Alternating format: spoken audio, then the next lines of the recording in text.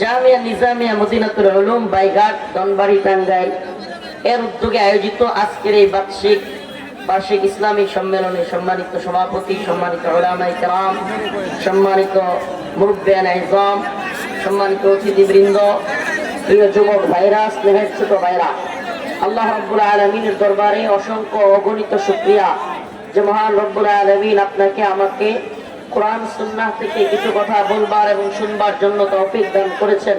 সেই জন্য অন্তরস্থল থেকে কালিমাতুশ শুকর আদায় করে স্বতঃস্ফূর্ত আওয়াজ করে বলি আলহামদুলিল্লাহ। আরো জোরে আওয়াজ করে বলি আলহামদুলিল্লাহ। আকাশ বাতাস কাঁপিয়ে এই পৃথিবীকে আমরা জানিয়ে দেই আমরা হিন্দুত্ববাদী ভারতকে, ইসকনকে, রকে ভয় পাই না। আমরা আল্লাহর সৈনিক, আমরা গোলামি করি কার? একটু আগে একবার পোস্ট দেখলাম, খুব ভালো লাগছে যে ইন্ডিয়া যেই পরিমাণে দাদাগিরি শুরু করছে, যেগুলো আমাদের সীমান্তের কাঁটাতারের বেড়া ভেঙে তারা নাকি ঢুকে যাবে। একজন পোস্ট করছে যে ভাই আমাদের সবারই সীমান্তে কেচি নিয়ে যাওয়া দরকার, চাকু নিয়ে যাওয়া দরকার, ঢুকা মাত্র এগুলোর মুসলমানি করা দিতে হবে। ঢুকা মাত্র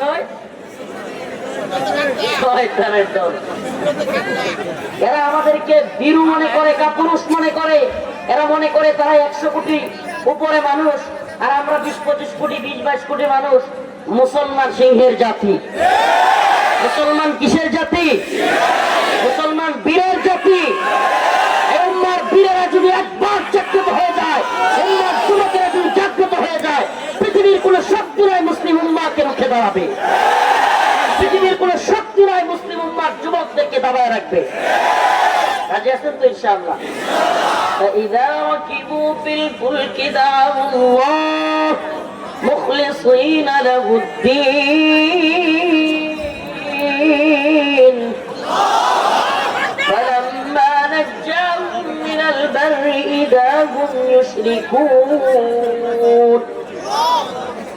الله رب العالمين বলেন, ও মুমিনেরা, তোমাদের মধ্যে কতগুলো এমন আছে فإذا ركبوا في الفلك, যখন নাকি তারা বিপদগ্রস্ত হয়, বিপদের মধ্যে পড়ে, ঝামেলার মধ্যে পড়ে, দাউল্লাহ মুখলিসিনা লাহুদ্দিন, তারা আল্লাহকে একনিষ্ঠতার সাথে ডাকে। কি করে? আল্লাহকে একনিষ্ঠতার সাথে ডাকে, আল্লাহ আল্লাহ করে।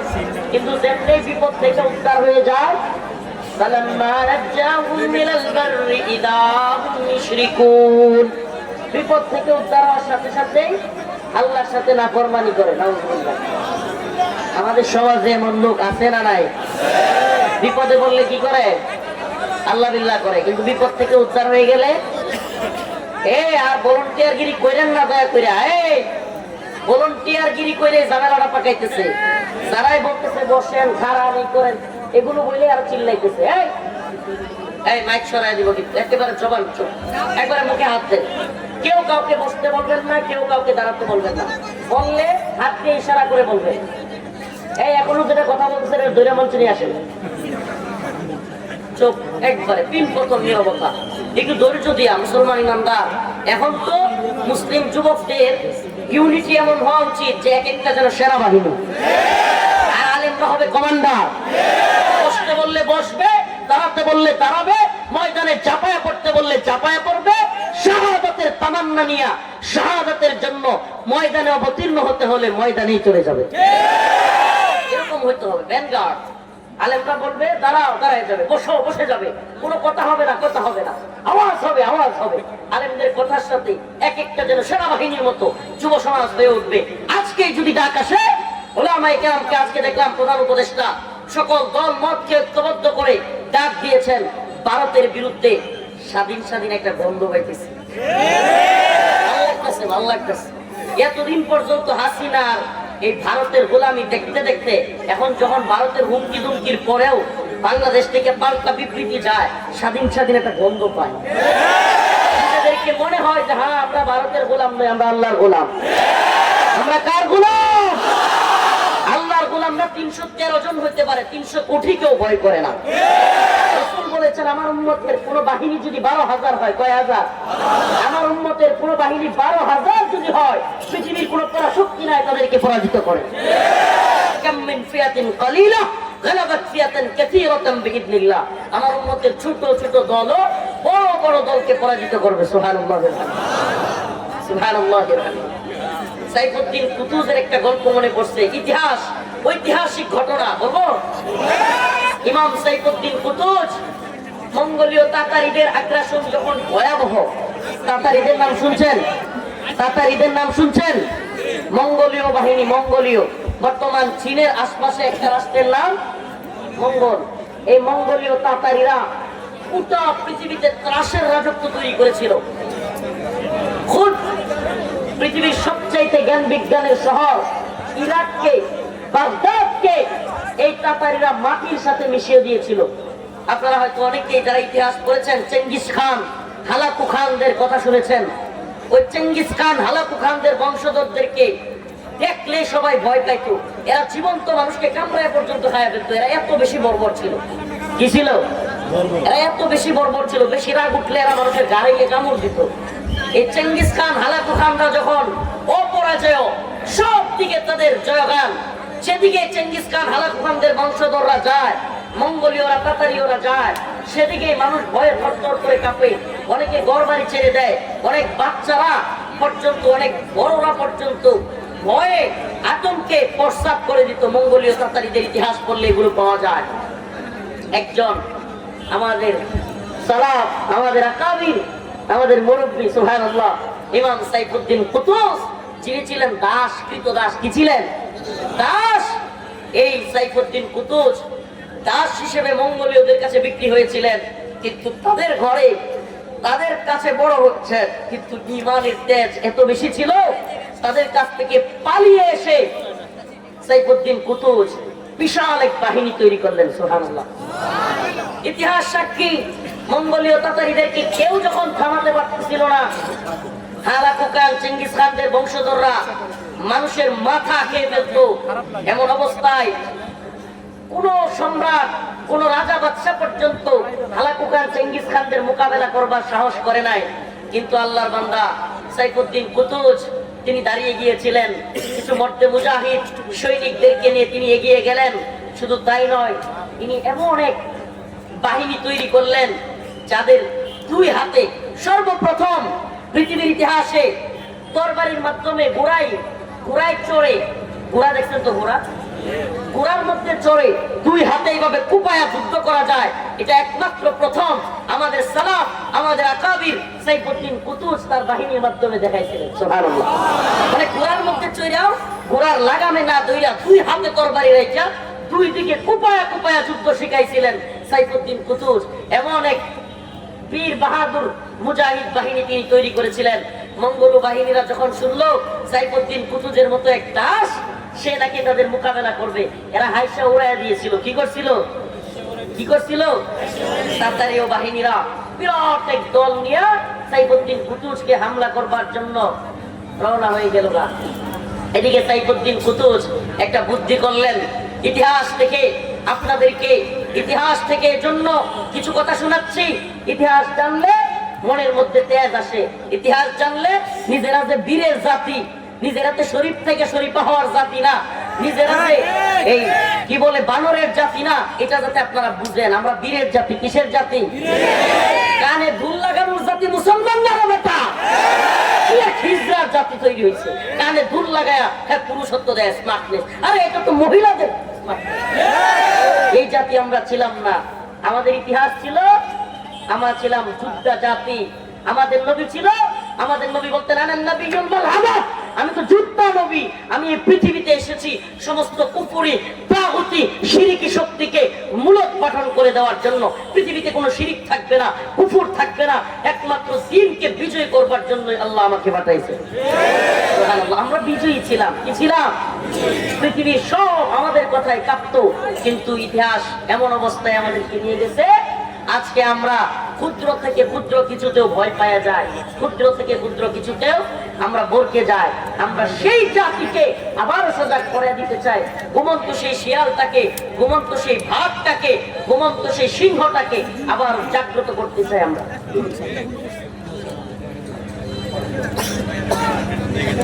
মঙ্গোলীয় তাতারীদের ইতিহাস আপনাদের সামনে একটু বলি। মঙ্গোলীয় তাতারীদের ইতিহাস এই জন্য বলতেছি। আরেকটা গল্প বলি আপনাদেরকে, ঘটনা শিক্ষণীয়।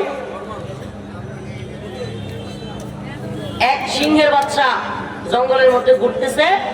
এক চাচি ওই সিংহের বাচ্চাকে তার বকরির বাচ্চার সাথে ধরে নিয়ে আসছে। ছোট বাচ্চা, একদম ছোট বাচ্চা, হয়তো তার মাকে ছাইরা সিংহের বাচ্চা ঘুরতেছে বকরির সাথে। মুরব্বী এক চাচি, জঙ্গলের পাশে বাড়ি, ওই চাচি ওই সিংহকে নিয়ে আসছে। ঠিক আছে, ছোট সিংহের বাচ্চারে ধরে নিয়ে আসছে।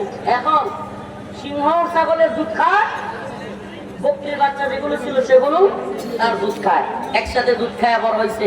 এমন কিছুদিন যাওয়ার পরে ছাগল যেটা ছিল এটা কি হয়েছে, সিংহ যাইছে। সিং দিয়া ওই সিংহের বাচ্চারা গুতা মারে। আর সিংহের বাচ্চা কান্দে আর কয়, আরে আল্লাহ, আমারও দিলে সিং দিল না, আমি ওরে গুতা দিতাম। হঠাৎ করে সিংহ এটা দিলে আবার দেখবে না, ছোট দরকার ছিল। আচ্ছা বুঝছি। তো সিংহের বাচ্চা হঠাৎ করে আরেক সিংহের সাথে সাক্ষাৎ হয়েছে। সে যখন কান্না করতেছে তখন তাকে ওই সিংহ বলতেছে, কিরে কেন কান্দিস? ওই কান্দি আমি, আমার সিং নাই, আমার ওই ছাগলে গুতা মারে, কিন্তু আমি গুতা দিতে পারি না। সিংহটা কয়, তুই তো ছাগলের বাচ্চা না, তুই সিংহের বাচ্চা। তুই তো কিসের সিং?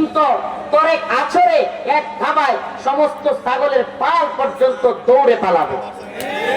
কিন্তু তুমি আজকে নিজেকে সিং নাই মনে করতেছো। মুসলমান ইমানদারদের অবস্থা এমন হয়েছে, হুজুর আপনারা কি পররাষ্ট্রনীতি বুঝেন? আপনারা ভূরাজনীতি বুঝেন? ভারতের কি পরিমাণ মিসাইল আছে আপনারা জানেন? কি পরিমাণ ট্যাঙ্ক, কামান, বিমান এটা সেটা আছে জানেন? আপনারা ভারতের বিরুদ্ধে বক্তব্য দেন। এই হুজুররা আদার ব্যাপারে জাহাজের খবর বলে। আমরা বলি, তুই বেটা জাহাজের খবর লইয়া দেখ আফগানিস্তানের ছোট্ট বাহিনীকে আল্লাহ কিভাবে বিশ্বের মরণ আমেরিকা রাশিয়াকে নাকে হাত দিয়া বাপ দেয়কে আফগানিস্তান থেকে বিদায় হয়েছে। দেখ, খবর নিয়ে দেখ বেটা, ইতিহাস সাক্ষী। ছোট্ট ছোট্ট বাহিনী বড় বড় বাহিনীদেরকে হারায়া দিছে মুসলমানদের। কারণ কি? আমাদের এত বেশি মিসাইল নাই, কামান নাই, বিমান নাই, কিন্তু আমাদের এমন একটা অস্ত্র আছে যেটা বেঈমান মুশরিক কাফেরদের নাই। এই অস্ত্রের নাম হলো ইমানের অস্ত্র। কোন অস্ত্র? মুসলমান মর্দে মুজাহিদ, তোমার সেই ইমানি অস্ত্রকে, তোমার সেই ইমানি জজবাকে, দ্বীনের জন্য ফিদা হওয়ার তামান্নাকে তুমি আবারও জাগ্রত হও। ওই মঙ্গোলীয় তাতারীরা এবার, ঘটনা মনে আছে, সাইফুদ্দিন কুতুজের দিকে অগ্রসর হলেন। ইমাম সাইফুদ্দিন কুতুজ তার সভাসদ যারা ছিল তাদেরকে নিয়ে মিটিং করলেন, বৈঠক করলেন। কি করা যায়, আমরা এখন কি করতে পারি? এত বড় বাহিনী আসতেছে, আমরা তো সাহস করেছি, কিন্তু এত বড় বাহিনীকে কিভাবে থামানো যায়? পরামর্শ করলেন, সব দিকে পাহাড় বেষ্টিত একটা জায়গায় আমরা তাদেরকে অ্যাটাক করব, আমরা তাদেরকে প্রলোভন দেখাবো, আমরা তাদের জন্য ফাঁদ পাতবো। সুবহানাল্লাহি ওয়া বিহামদিহি। ইসলামের ইতিহাস, ফাঁদের ইতিহাস। এখন আমরা ফাঁদ কি সেটাই জানি না। মুরগির বাচ্চারে জাল দিয়া এই কি কয়, ধান খাইতে থাকলে আটকানো, এটা বুঝি।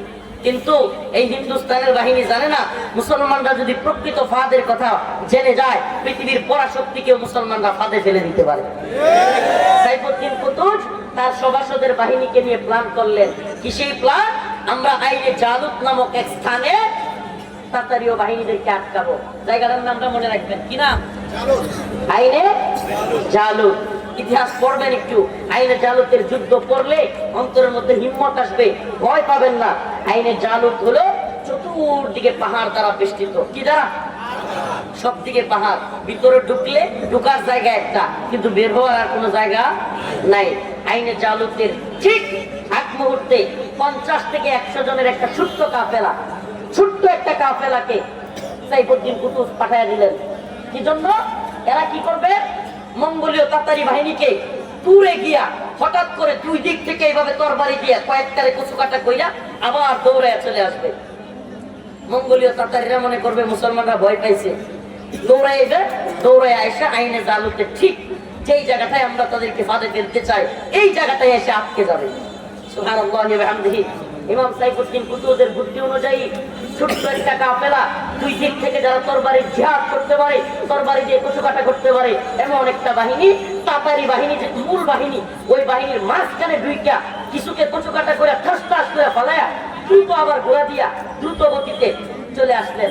এখন মঙ্গোলীয় বাহিনী মনে করছে এই যে মুসলমানরা ভয় পাইছে, দে দৌড়ানি, ছাড়বো না একটারেও। সবগুলো পিছনে পিছনে দৌড়াইয়া আস্তে কইরা আইসা আইনে জালুতের যে পাহাড় বেষ্টিত জায়গা সেখানে বসে গেছে, সেখানে ঢুকে গেছে। আল্লাহর বান্দা সাইফুদ্দিন কুতুজ আগে থেকে তীরন্দাজদেরকে নিয়ে রেডি ছিলেন। তখন তো তীর তলোয়ারের যুদ্ধ ছিল। তীরন্দাজরা একের পর এক যেইভাবে কাটতে ফেলে না মাছ, মাছ বসি দিয়া কিংবা ওই যে আপনারা কুচ দিয়া মাছ গায়ে দিয়া মারছেন না, আমরা নেত্রকোনায় কয় আল্লরা, আপনারা কি করেন রাতের বেলায় লাইট দিয়া যেটা দেয়, তো এরকম ফসকা বা আল্লরা যেটাই কর, তো সেটার জন্য ওই ভিতরে ঢুকায়া এইবার তীর দিয়া একটার পর একটা তাতারিদেরকে মারতেছে। এমন অবস্থায় তাতারিরা অবাক হয়ে গেছে, হাই হাই এটা কোথায় আটকে গেলাম, সব দিক থেকে তীর আসতেছে। কিন্তু তাতারিরা ছিল ভয়ঙ্কর জাতি, এত বেশি মঙ্গোলীয় বাহিনী ওই সীমান্ত ওই পাহাড় বেষ্টিত জায়গার মধ্যে ঢুকছে। ঢুকার পরে সব দিক থেকে তীর, এখন এরা বুঝছে পালানোর আর জায়গা নাই।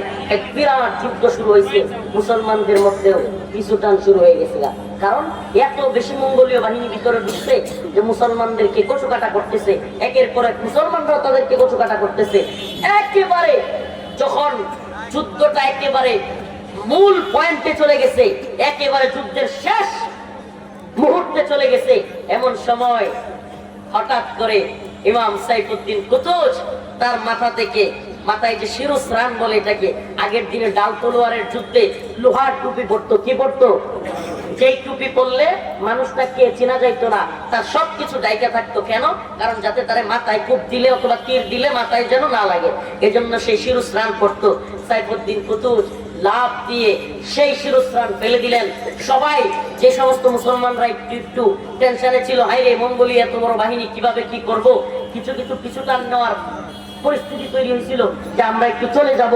এই মুহূর্তে ইমাম সাইফুদ্দিন কুতুজ রাহিমাহুল্লাহ মাতার শিরস্রানকে নিক্ষেপ করলেন, বললেন, ও উম্মতে মুসলিমা, ইয়া ইসলামা, ইয়া ইসলামা, আজকের এই বাহিনী যদি মঙ্গোলীয়দের সাথে পরাজিত হয়, আর কোনো বাহিনী নাই, সেই নাসরুম মিনাল্লাহ ওয়া ফাতহুন করিব, আল্লাহর সেই ঘোষণা। রাসূলুল্লাহ সাল্লাল্লাহু আলাইহি ওয়াসাল্লাম যখন কাফেরদের মোকাবেলায় অবতীর্ণ হয়েছিলেন, তখন রাসূল যেমন বলেছিলেন মাতা, সাহাবায়ে কেরাম যেমন বলেছিলেন মাতা নাসরুল্লাহ, মাতা নাসরুল্লাহ, কখন সাহায্য আসবে, ঠিক সেই রকম ভাবে ইমাম সাইফুদ্দিন কুতুজ শিরস্রান ফেলে দিলেন। সবাই অবাক হয়ে গেল, হায় হায়, আমাদের ইমাম, আমাদের নেতা, সে মৃত্যুর ভয় করতেছে না, তার মাথা থেকে শিরস্রান ফেলে দিয়েছে, লোহার টুপি ফেলে দিয়েছে। শুধু ফেলেই দেন নাই, সাইফুদ্দিন কুতুজ চিৎকার করে করে বলতে লাগলেন, ইয়া ইসলামা, ইয়া ইসলামা, ইসলাম আজকে শেষ হয়ে যাবে। সকল মুজাহিদরা গর্জে উঠলেন, ইয়া ইসলামা, ইয়া ইসলামা বলে চিৎকার দিয়ে সমস্ত মঙ্গোলীয় তাতারিদেরকে কচুকাটা করতে লাগলেন।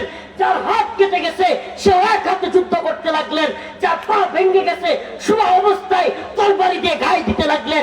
এমন এক পরিস্থিতি তৈরি হলো, মঙ্গোলীয় তাতারিরা পৃথিবীর ইতিহাসে প্রথমবারের মতো পলায়ন করতে বাধ্য হলো। সুবহানাল্লাহি ওয়া বিহামদিহি। মঙ্গোলীয় তাতারিদের মনের মধ্যে ভয় ঢুকে গেল, সব পালাইতেছে, আর এদিকে পুরো ময়দানে শত শত মুজাহিদ এক আওয়াজে ইয়া ইসলামা, ইয়া ইসলামা বলে চিৎকার করতেছে। ও উম্মার মুজাহিদরা, উম্মার মুসলিম যুবকেরা, তোমাদের কাছেও আমাদের একটাই আশা, আমরাও এখন বলবার সময় এসেছে, ইয়া ইসলামা, ইয়া ইসলামা। এই ভূখণ্ড এবং ইসলামকে রক্ষার জন্য যদি অস্ত্র হাতে নিতে হয়, যদি ডাক আসে ময়দানে অবতীর্ণ হতে হয়, যদি ডাক আসে শাহাদাতের জন্য, যদি ডাক আসে দ্বীনের জন্য, ভূখণ্ডের জন্য জীবন বাজি রাখতে হয়, আমরা চাই টাঙ্গাইল কেন গোটা বাংলাদেশের যুব সমাজ হিন্দুত্ববাদী, ব্রাহ্মণ্যবাদী, তাগুতি শক্তির বিরুদ্ধে ঐক্যবদ্ধভাবে মোকাবেলা করবে ইনশাআল্লাহ। রাজি আছো তো ইনশাআল্লাহ?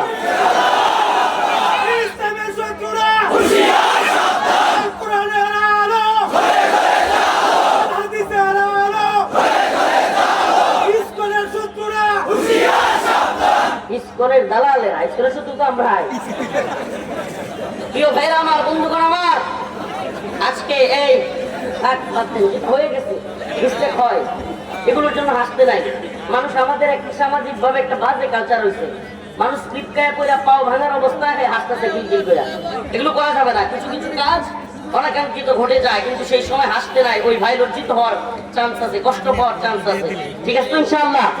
প্রিয় হাজিরিন, যে কথা বলতেছিলাম, মুসলিমরা যদি গর্জে ওঠে, পৃথিবীর ইতিহাস সাক্ষী। আরে আমরা তো প্রায় 20 কোটি, সুবহানাল্লাহ। রাসূল বলেছেন 20 কোটির দরকার নাই। আমার উম্মত যদি 12,000 হয়, কয় হাজার? 12,000-এর একটা বাহিনীও হয়, আর আল্লাহর উপর আস্থা অটল অবিচল থাকে, ইসলামের কোন ভূখণ্ড দখল করবে এমন কোন শক্তি পৃথিবীতে এখনো জন্মায় নাই। তাইলে আমরা তো 12,000-এই, সুবহানাল্লাহ, 12,000-এ আমরা মনে করি যে আলহামদুলিল্লাহ, কারণ রাসূলকে আমরা বিশ্বাস করি না। হ্যাঁ, মুহাম্মদ আরবির 2 ঠোঁটের মাঝখান দিয়া জীবনে কোনোদিন মিথ্যা কথা বের হয় নাই। মুহাম্মদ আরবির 2 ঠোঁটের মাঝখান দিয়া জীবনে কোনোদিন মিথ্যা কথা বের হয় নাই। অতএব আমার রাসূল বলেছেন আমরা বিজয়ী হব। কারা বিজয়ী হবে? আমরা শহীদ হইতে পারি। আমাদের মোল্লা ওমর বিজয় দেখে যাইতে না পারেন, কিন্তু বুশের সেরা কেমন দ্বারা ঠিকই পরাজিত হয়েছে। মোল্লা ওমরের বাহিনী বিজয় হয়েছে কি হয় নাই? অতএব আমাদেরকে দ্বীনের তামান্না নিয়ে, শাহাদাতের তামান্না নিয়ে রেডি থাকতে হবে। দ্বীন বিজয়ের জন্য, ভূখণ্ড রক্ষার যে কোনো আন্দোলনের জন্য আমাদেরকে তৈরি থাকতে হবে। প্রিয় হাজিরিন, প্রিয় উম্মাহ, আপনাদের কাছে একটাই মেসেজ। আল্লাহ রাসূল বলেছেন, আল কাইয়িসু মান দানা নাফসাহু ওয়া আমিলা লিমা বাদাল মাউত ওয়াল আজিজু মান আতবা নাফসাহু হাওয়াহা ওয়া তামান্না আলা আল্লাহ। আল কাইয়িসু মান দানা নাফসাহু ওয়া আমিলা লিমা বাদাল মাউত।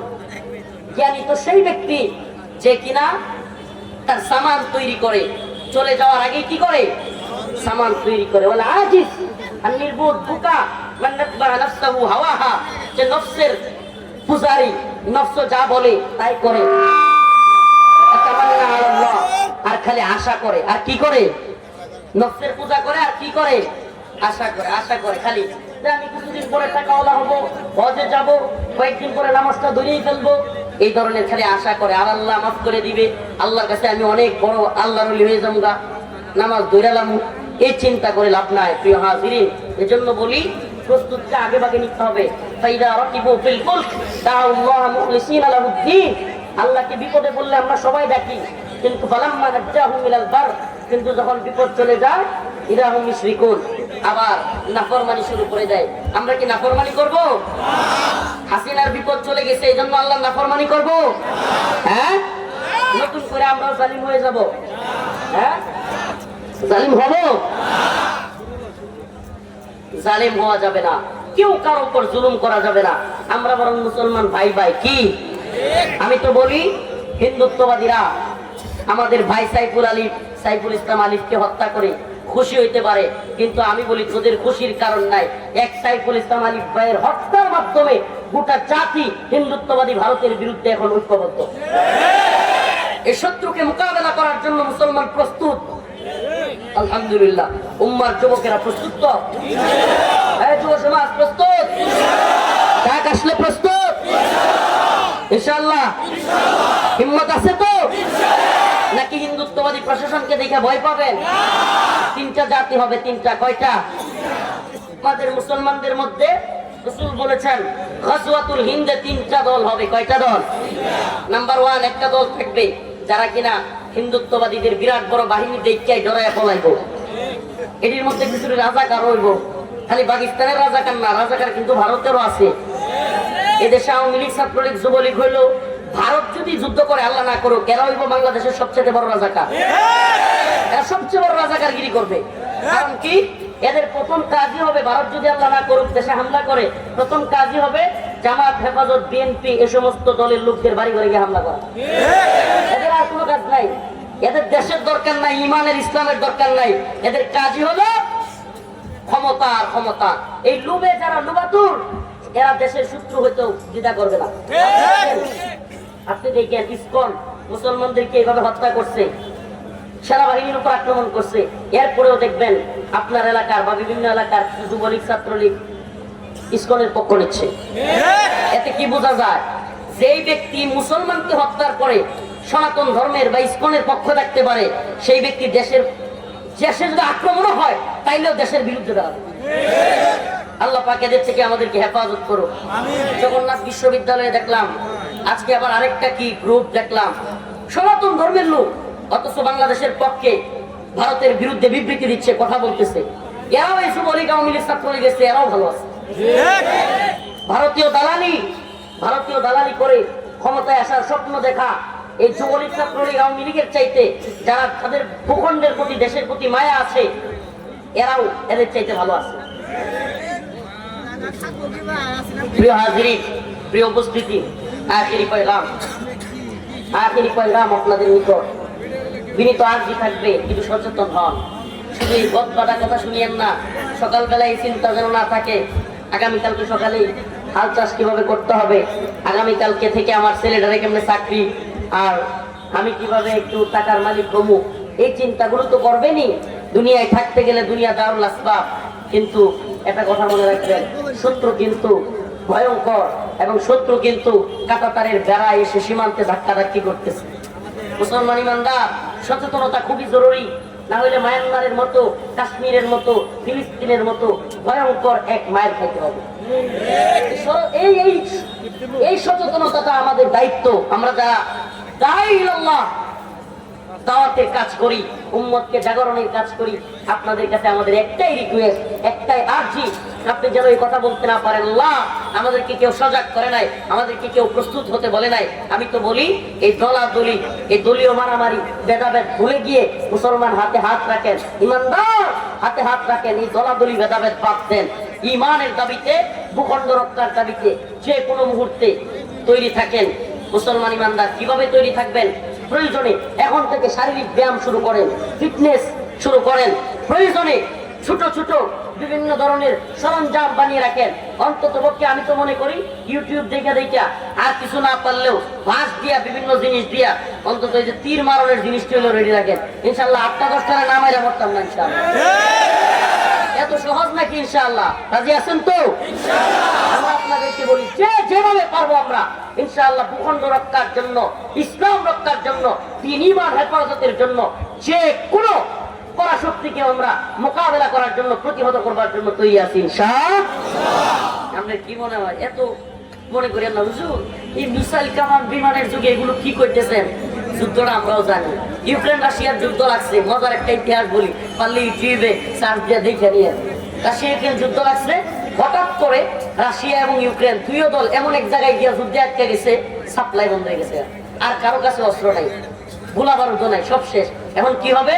দুই দলের দুই পাশ থেকে ব্রিজ গুলো উড়াইয়া দিছে, মাল আসারও জায়গা নাই, দুই দল একটা গেছে জঙ্গলের মধ্যে। এখন যুদ্ধ শুরু হয়েছে বন্দুকের নল দিয়া ঢুকায়। এই যুগে রাশিয়ার মতো পরাশক্তি যদি এই যুদ্ধ হইতে পারে, আপনার দেশেও দেখবেন ভারতীয় বাহিনী আন্দার মতো কত জায়গায় যে ঢুকবে। আল্লাহ না করুক, আমরা চাই না যুদ্ধটা, আমরা যুদ্ধটা চাই না, কিন্তু এরা যেইভাবে আমাদের উপর আক্রমণ করতেছে আমাদেরকেও প্রস্তুত থাকতে হবে। কয়েকটা তো বাড়াই বেরলাম, ঠিক আছে না ইনশাআল্লাহ? এটা ইমানি হালত, এটা থাকতে হবে, এটা বিরাট জিনিস, এটা বিরাট জিনিস। সুবহানাল্লাহ। একটা ঘটনা শোনাই, বাস্তব কাহিনী। শেখ আব্দুল্লাহ আসলাম রাহিমাহুল্লাহ কিতাব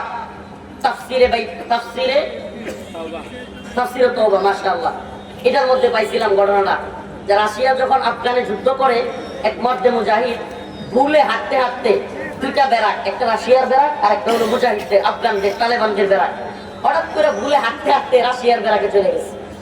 ভুলে কোথায় চলে গেছে? রাশিয়ার ব্যারাকে। এই আফগান মুজাহিদ যখন রাশিয়ার ব্যারাকে চলে গেছে, রাশিয়ান বাহিনী এর দোষী সব মিল্লা, আয় হায় এই মর্দে মুজাহিদের কলিজায় পানি নাই, কি সর্বনাশ, কোথায় আসলাম। এখন রাশিয়ার বাহিনী কয়, কে তোরা নাকি মুসলমান, তোরা নাকি ফু দিয়া অনেক কিছু করে ফেল, আজকে যদি এই যে ফু দিয়া, বালু দিয়া এই ট্যাঙ্ক ধ্বংস করতে না পারো, তাহলে তোরা এখানে আমরা শেষ করে দিব। আল্লাহর বান্দা কয়, আল্লাহ এত বড় মুসিবতে পড়ে গেছে, আল্লাহ হায় সুবহানাল্লাহ, আমরা তো কিছুই পারি না, আল্লাহ আপনি তো সব করেন। আল্লাহি তাফসীরে তাওবার মধ্যে আব্দুল্লাহ আসলাম রাহিমাহুল্লাহ লিখেছেন, ওই আল্লাহর বান্দা মর্দে মুজাহিদ বাস্তব কাহিনী, খুদ রাশিয়ান বাহিনী পর্যন্ত স্বীকার করেছে। ওই আল্লাহর বান্দা কিছু বালি নিচে নিয়া যখন সব রাশিয়ান বাহিনী তারে বন্দুকের নলায় ধরছে, তুই যদি এই ট্যাঙ্ক ধ্বংস না করতে পারস এখনই তোরে গুলি করে মাইরা লামু। এই আল্লাহর বান্দা কানতে কানতে চোখের পানি ফেলে দিয়া আল্লাহর কাছে কয়, আল্লাহ জীবনেও তো বুঝিলে কিছু হবে না, আল্লাহ আপনি তো সব পারেন। কইয়া কতগুলো বালু নিয়া ট্যাঙ্কের মধ্যে মারছে, ঠাস করে নষ্ট হয়ে গেছে। সুবহানাল্লাহ ওয়া বিহামদিহি।